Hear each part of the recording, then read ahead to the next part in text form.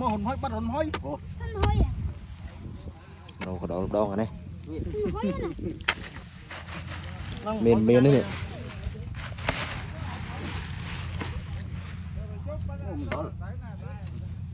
bắt hồn đây nào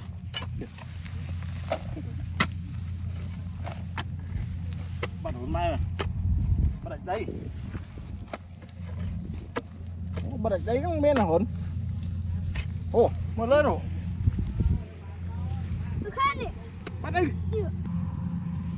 nhưng mà chạp cái đó là lâu còn mình cái đó nó chạp ở đây cầm tụi bọn tiêu mà mình cái đó là vậy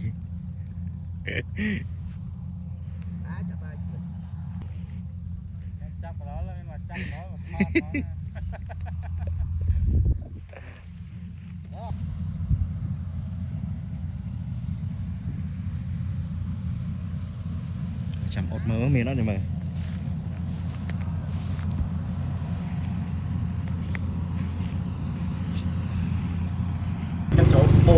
chạp hai rồi cái đó là bàn mình là từ rồi tray mà đó lấy nó nghe chìm tàu từ rồi tray mà đó chạm đàn đàn ọt liền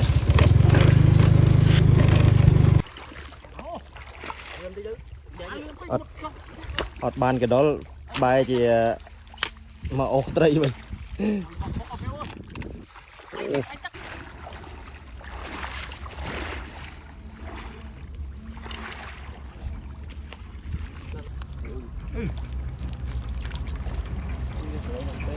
Ê, thang, chưa tự tạo luôn mà chơi mà tạo.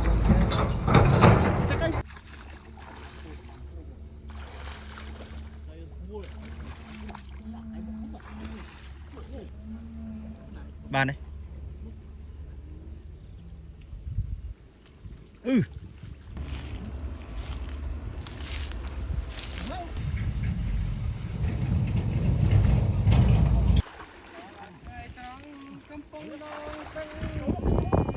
thế mà mình không ăn đi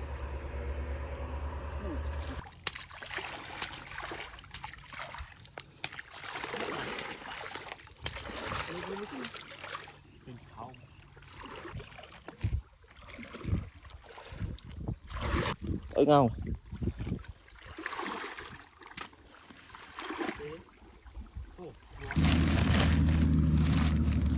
cái này là đã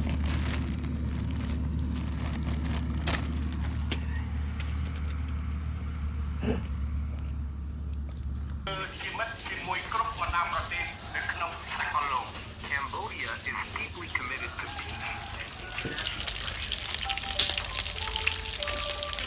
mặt trời dưới đấy